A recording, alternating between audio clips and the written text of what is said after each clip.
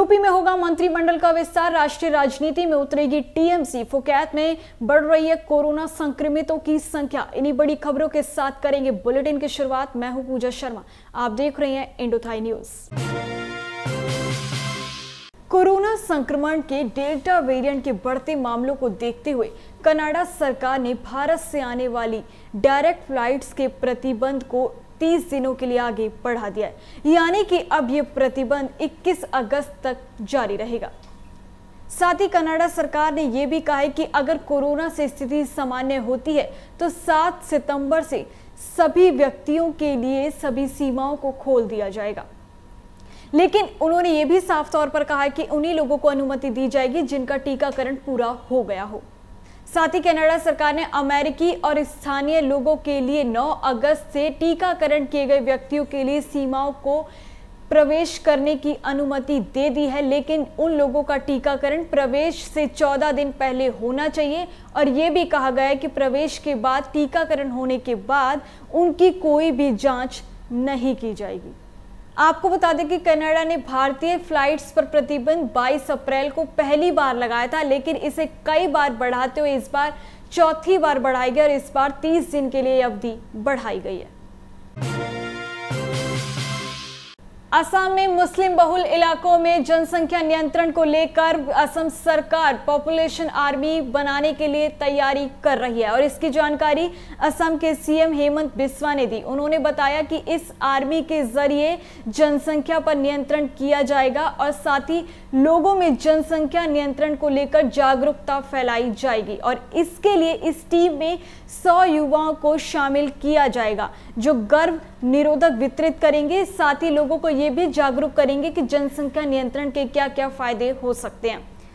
साथ ही आशा कार्यकर्ताओं की एक टीम भी तैयार की जाएगी। ये टीम लोगों के बीच जाकर गर्भ निरोधक वितरण करेगी और लोगों को जनसंख्या नियंत्रण के उपायों की जानकारी भी देगी। सीएम ने यह भी बताया कि असम के उत्तर और पश्चिमी इलाकों में जनसंख्या बड़ी तेजी से बढ़ रही है, जिसके कारण लोगों को बहुत सी सुविधाओं का लाभ नहीं मिल पाता। उनको बहुत से ऐसे संघर्ष का सामना करना पड़ता है जिससे ऊपरी असम के लोग नहीं समझ सकते। इसलिए इस जनसंख्या को नियंत्रित करना होगा ताकि सभी सुविधाओं का लाभ इन लोगों तक भी पहुंच सके। साथ ही उन्होंने बढ़ती जनसंख्या वाले इलाकों में सभी लोगों को शिक्षित करने की बात भी कही है और साथ ही ये भी कहा है कि धीरे धीरे सही लेकिन जनसंख्या को जरूर नियंत्रित किया जाएगा। इसके लिए हमारी तैयार की गई पॉपुलेशन आर्मी बड़े ही कार्यबद्ध तरीके से काम करेगी और लोगों को जागरूक भी करेगी। पश्चिम बंगाल में बड़ी जीत हासिल करने के बाद ममता बनर्जी की पार्टी तृणमूल कांग्रेस टीएमसी अब राष्ट्रीय राजनीति में उतरने जा रही है। अब टीएमसी राष्ट्रीय स्तर पर चुनाव लड़ेगी। साथ ही टीएमसी के वरिष्ठ नेता मदन मित्रा ने कहा कि लोकसभा के 2024 में होने वाले चुनाव में दिल्ली में ममता बनर्जी की सरकार बनेगी।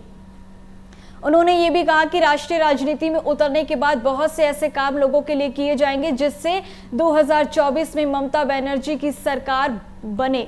इसके साथ ही ममता बनर्जी ने यह भी कहा कि कार्यक्रम के बाद वो दिल्ली की यात्रा करेंगी जिसमें वहां पर वो अपने नए और पुराने मित्रों से मुलाकात करेंगी। हो सकता है कि वो सोनिया गांधी से भी मुलाकात करें और समय मिलता है तो वे गृह मंत्री अमित शाह और प्रधानमंत्री नरेंद्र मोदी से भी मुलाकात कर सकती हैं। यूपी में 2022 में विधानसभा चुनाव होने जा रहे हैं, लेकिन इससे पहले यूपी में एक बड़ा फेरबदल हो सकता है। यूपी के मंत्रिमंडल का विस्तार होने जा रहा है और संघ और कैबिनेट की हुई बैठक में इस बात को हरी झंडी मिल चुकी है। रविवार को लखनऊ में यूपी बीजेपी और संघ की एक बैठक हुई जिसमें इस बात पर मोहर लगी कि मंत्रिमंडल में 5 से 7 नए मंत्रियों को शामिल किया जा सकता है। संघ ने बीजेपी को यह सलाह दी थी कि किसी भी मंत्री को उसके पद से ना हटाया जाए और बीजेपी ने संघ की इस सलाह को स्वीकार कर लिया और कहा है कि 5 से 7 नए मंत्रियों को शामिल किया जाएगा।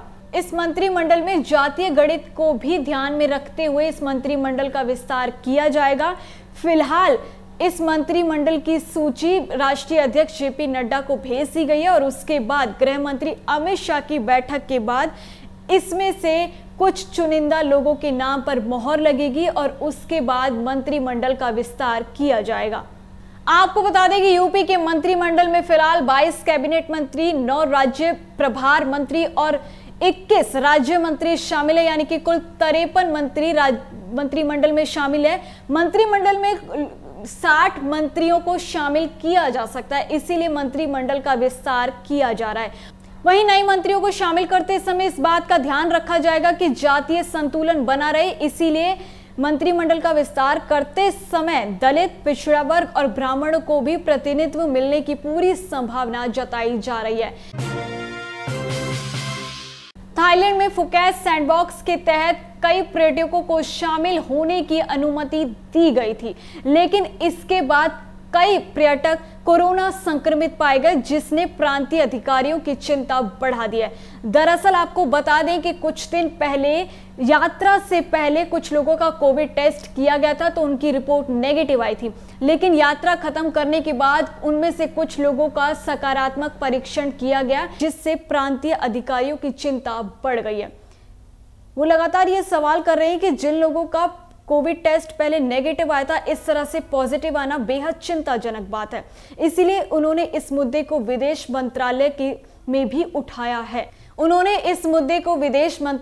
भी उठाया है। आपको बता दें कि कुछ दिन पहले फुकेट सैंडबॉक्स के तहत कुछ पर्यटक वहां पहुंचे थे, जिसके बाद उनमें से 16 लोगों की रिपोर्ट कोरोना संक्रमित पाई गई और उसके 3 दिन बाद एक यात्री भी कोरोना संक्रमित पाया गया, जिससे लगातार फुकेट सैंडबॉक्स स्कीम के तहत भी कोरोना संक्रमितों की संख्या बढ़ रही है। लेकिन ये चिंता का विषय इसलिए भी बन गया है क्योंकि वैक्सीन का रोल आउट भी धीरे धीरे आगे बढ़ रहा है और इस तरह लगातार पर्यटकों में कोरोना संक्रमण का बढ़ना थाईलैंड के लिए बेहद चिंताजनक बात है। इसीलिए विदेश मंत्रालय में यह मुद्दा उठाया गया ताकि सख्ती से सभी नियमों का पालन किया जाए। केवल टीकाकरण के ही लोगों को इस स्कीम के तहत अनुमति दी जाए। सभी कोविड टेस्ट बड़े ही ध्यानपूर्वक किए जाए, ऐसी सलाह और उम्मीद जताई जा रही है। आपको बता दें कि फुकेट को 1 जुलाई से विदेशी पर्यटकों के लिए खोल दिया गया था, लेकिन इसके लिए कुछ शर्तें भी रखी गई थी। एक तो टीकाकरण किए गए व्यक्तियों को इस स्कीम में शामिल किया गया था, साथ ही इनकी कोरोना नेगेटिव रिपोर्ट उससे 72 घंटे पहले की होनी चाहिए। उसके बाद ही पर्यटकों को अनुमति दी जाएगी, लेकिन उसके बाद भी कुछ कोरोना संक्रमित पाए गए हैं, जिसके बाद अधिकारी बेहद चिंतित हैं।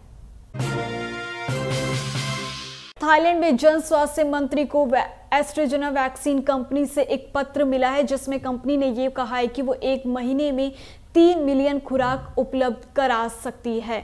लेकिन मंत्री ने इस पत्र के जवाब में यही लिखा है कि बढ़ते हुए संक्रमण को रोकने के लिए महीने में कम से कम 10 मिलियन खुराक की आवश्यकता है और उन्हें पूरी उम्मीद है कि कंपनी इस लक्ष्य को प्राप्त करने में पूरी तरह से सक्षम है। थाईलैंड के जन स्वास्थ्य मंत्री ने इस बात को स्वीकार किया और इस पर पूरी तरह से जवाब भी दिया। उन्होंने कहा कि एस्ट्राजेनेका कंपनी से बात की जा रही है और कोई ना कोई जवाब जरूर मिलेगा। उन्होंने कहा कि एस्ट्राजेनेका कंपनी से बात की जा रही है और इस मुश्किल का कोई ना कोई हल जरूर निकलेगा। उन्होंने कंपनी से कहा कि वैक्सीन का रोल आउट पहले से ही धीरे चल रहा है और इस बीच कंपनी के इस पत्र के जरिए इस मांग को करना लोगों के लिए चिंता का विषय बन सकता है। इसीलिए कंपनी अपने लक्ष्य को पूरा जरूर करे और वैक्सीन के रोल आउट को बड़ी तेजी से आगे बढ़ाने में सरकार की मदद करे। साथ ही एस्ट्राजेनेका कंपनी ने सरकार से ये मांग की है कि अगले साल मई तक मिलने वाली 61 मिलियन खुराक की समय सीमा बढ़ाई जाए, ताकि कंपनी इस खुराक के वादे को पूरा कर सके और समय रहते 61 मिलियन खुराक की आपूर्ति कर सके, ताकि ज्यादा से ज्यादा लोगों को जल्द से जल्द वैक्सीन लगाई जा सके। आपको बता दें कि पिछले साल सितंबर में कंपनी और सरकार के बीच एक समझौता हुआ था, जिसके तहत हर महीने 30 लाख खुराक दी जाएगी, ऐसा कंपनी ने वादा किया था। लेकिन अब कंपनी ये कहना चाहती है कि वो इस समय सीमा को सरकार बढ़ाए और कुछ समय कंपनी को दे। लेकिन सरकार ने यही मांग अपने पत्र के जरिए कहा कि कंपनी पूरी तरह से सक्षम है और इस वैक्सीन की खुराक को वो उपलब्ध करा सकती है। पिछले दिनों बैंकॉक में वैक्सीन के धीरे रोल आउट के चलते कई अस्पतालों में टीकाकरण अभियान को रोक दिया गया, लेकिन सरकार ऐसा आगे नहीं चाहती, इसीलिए कंपनी से उम्मीद जताई जा रही है और लगातार बातचीत भी जारी रखे हुए है। साथ ही सरकार ने लोगों से यह भी कहा है कि वो बिल्कुल चिंता ना करें, वैक्सीन रोल आउट धीरे करने की बजाय और तेजी से आगे बढ़ाया जाएगा। सभी थाई नागरिकों को वैक्सीन जल्द से जल्द लगाई जाएगी और तब तक लगाई जाएगी तब तक कोरोना का खात्मा ना किया गया हो। ये थी इस सप्ताह की कुछ बड़ी खबरें। अगली बार हाजिर होंगे कुछ और बड़ी खबरों के साथ। तब तक के लिए जुड़े रहिए इंडो थाई न्यूज के साथ।